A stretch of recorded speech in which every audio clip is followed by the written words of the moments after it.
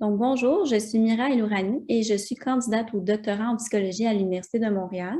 Dans le cadre de ce projet, je suis supervisée par Nathalie Castellanos-Ryan et Jean Séguin. Ma présentation porte sur les associations longitudinales entre les comportements des parents et les symptômes intériorisés et extériorisés suite à la pandémie de la COVID-19. Donc, une brève mise en contexte, à la surprise de tous, le 13 mars 2020, le gouvernement du Québec a annoncé un état d'urgence sanitaire en raison de la pandémie de la COVID-19. À ce moment-là, les experts ont exprimé leur inquiétude quant aux impacts de l'isolement et du confinement sur la santé mentale des jeunes et de leurs familles. Il y a des revues systématiques qui ont documenté qu'il y avait 33% des enfants qui avaient commencé à consulter des services psychologiques à ce moment-là.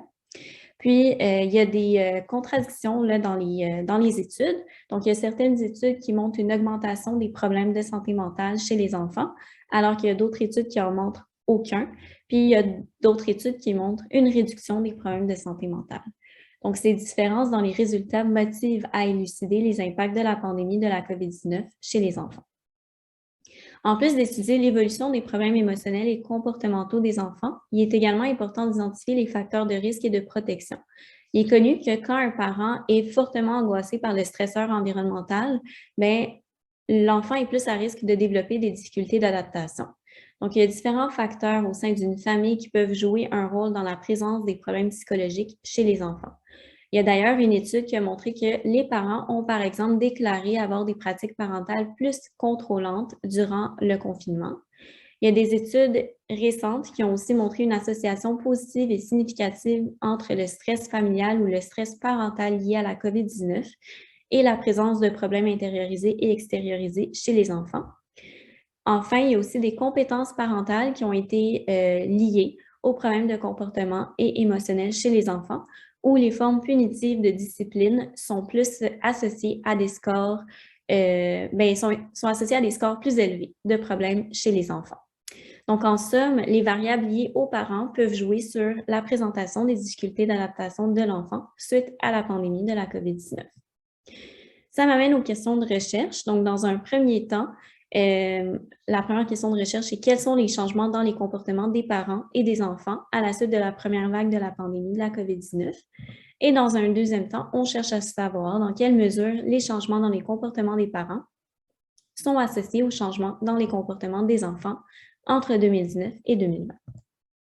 Donc, les données proviennent d'une étude québécoise de grossesse, l'étude 3D, qui a été en cours jusqu'à l'âge de 2 ans. Ces enfants sont nés entre 2010 et 2013 et sont répartis en 3 cohortes et proviennent de Montréal, Québec et Sherbrooke. Il y a 939 enfants qui ont été suivis pour l'étude 3D Transition qui se concentre sur l'étude du développement du stress et des problèmes émotionnels et comportementaux chez les enfants. Et parmi ces participants, il y a 429 parents qui ont pris part à une sous-étude portant sur les effets de la pandémie de la COVID-19 et notre présente étude se base sur ces 429 familles. Pour ce qui est de la méthode, des mesures auto-rapportées par les parents ont été recueillies sur le stress parental, les pratiques parentales, l'accès aux ressources sociales et les comportements des enfants. Pour répondre à l'objectif 1, des tests T ont été effectués pour faire des comparaisons de moyenne entre 2019 et 2020. Et ensuite, pour répondre à l'objectif 2, des analyses de régression multiples ont été effectuées afin de tester les associations entre les changements dans les comportements des parents et les changements dans les comportements des enfants. On a utilisé des scores de différence afin de faire les régressions. Donc, en premier lieu, à la suite de la première vague de la COVID-19, chez les parents, on note une augmentation significative du stress parental accompagnée d'une diminution significative du recours aux ressources sociales. Les différences ne semblent pas être trop grandes à première vue, mais elles sont associées à des changements, comme on va voir plus tard. Pour ce qui est des pratiques parentales restrictives et affectives, celles-ci demeurent stables à travers le temps. Chez les enfants, les analyses confirment en moyenne une augmentation significative des difficultés de comportement, de l'agressivité, de l'anxiété et des troubles émotifs. On observe une tendance pour les difficultés émotionnelles capturées par le SDQ et pour les troubles relationnels avec une augmentation marginale suite à la pandémie. En deuxième lieu, des concordances sont observées entre les comportements des parents et des enfants. Donc, cette figure montre la valeur des bêtas standardisés significatifs pour chacune des régressions. Donc, d'abord, une augmentation du stress parental et des pratiques parentales restrictives, on fait référence aux barres bleues et rouges, sont associées à une augmentation significative des difficultés chez les enfants. Ensuite, une augmentation des pratiques parentales affectives et de l'accès aux ressources sociales, donc les barres vertes et mauves, sont associées à une diminution dans les difficultés chez les enfants. Donc, finalement, pour ce qui est des comportements prosociaux chez les enfants, une augmentation du stress parental est associée à une diminution, alors qu'une augmentation des pratiques parentales affectives est associée à une augmentation de ces comportements.